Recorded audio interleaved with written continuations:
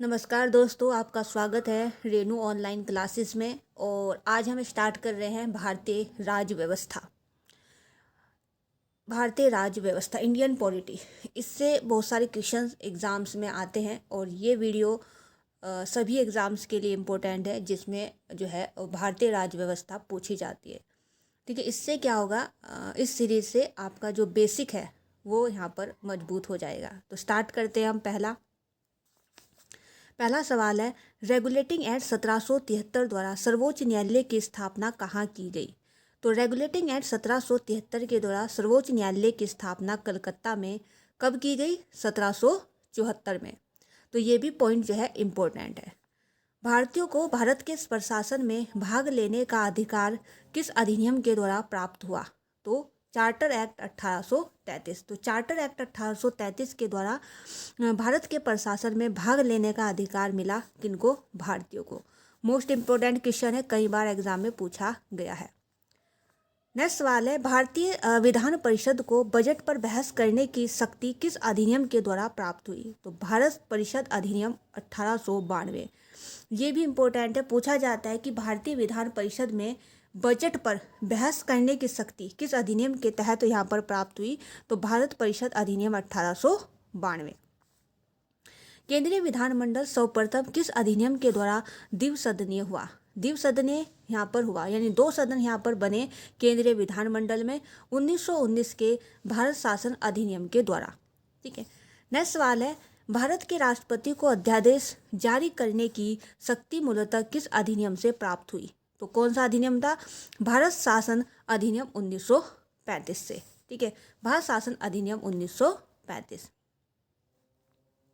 भारत का संवैधानिक विकास की यहाँ पर बात हुई। ठीक है, जब भारत के संवैधानिक विकास की हम बात करते हैं तो उसको दो पार्ट्स में डिवाइड किया जाता है। एक ईस्ट इंडिया कंपनी के अधीन के अंतर्गत, जो ईस्ट इंडिया कंपनी के अंतर्गत यानी ईस्ट इंडिया कंपनी ने जो कानून बनाए, एक तो वह आ जाता है, और दूसरा यहाँ पर कानून आ जाते हैं क्या, जो कि ब्रिटिश क्राउन के अंतर्गत यहाँ पर आते हैं।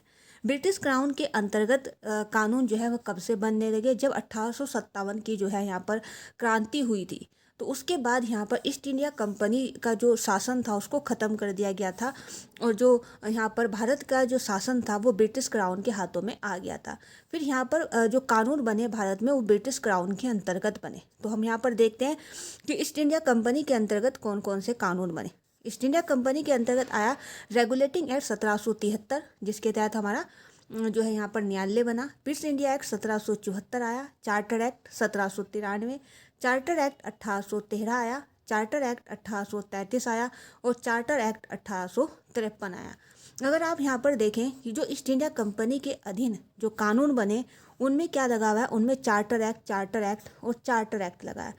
अगर हम यहाँ पर देखें जो ब्रिटिश क्राउन के अंतर्गत कानून बने उनमें भारत शासन अधिनियम 1858, भारत परिषद अधिनियम 1861, भारत परिषद अधिनियम 1892, भारत परिषद अधिनियम 1909, भारत शासन अधिनियम 1919 और भारत शासन अधिनियम 1935 और भारतीय स्वतंत्रता अधिनियम 1947। ठीक है, तो यहाँ पर आप इस तरह से भी पहचान कर सकते हैं। ठीक है, नेक्स्ट चलते हैं।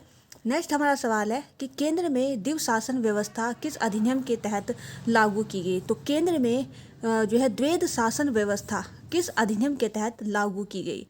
तो कौन सा है? भारत शासन अधिनियम 1935। और 1919 के तहत क्या हुआ था? जो केंद्रीय विधानमंडल है वो द्विसदन हुआ था। हमने ऊपर अभी एक सवाल जो है यहाँ पर पढ़ा कि केंद्रीय विधानमंडल सर्वप्रथम किस अधिनियम के द्वारा द्विसदनीय हुआ था? तो 1919 के भारत शासन अधिनियम, ये याद रखना है।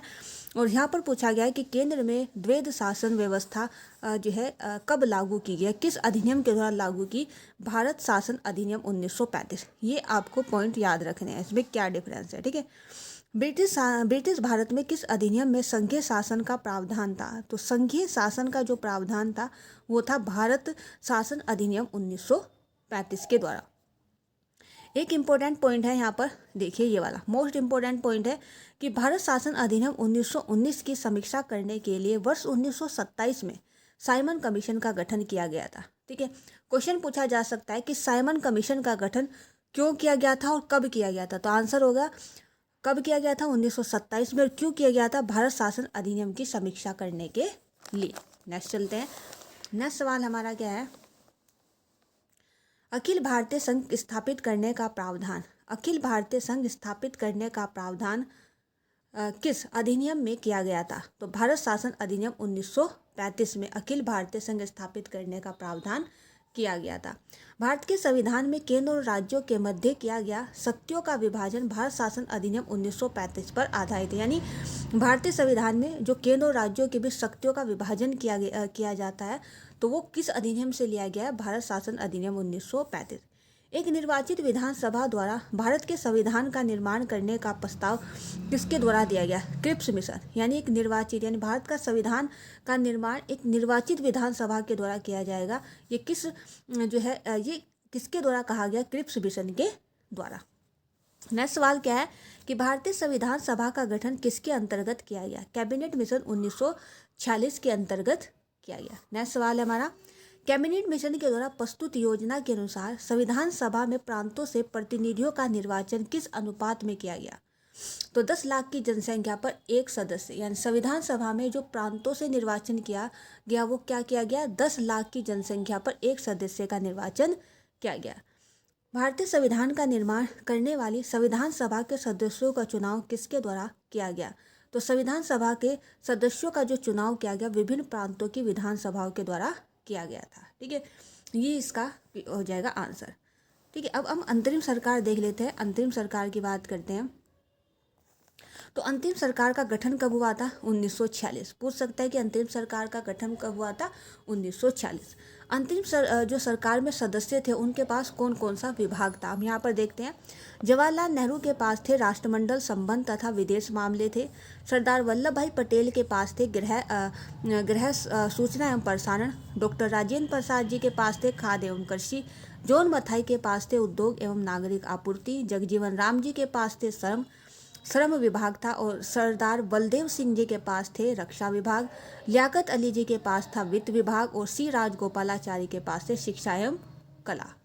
ठीक है, आई होप ये संविधान के विकास से संबंधित ये हमारा जो चैप्टर था संविधान, भारत के संविधान का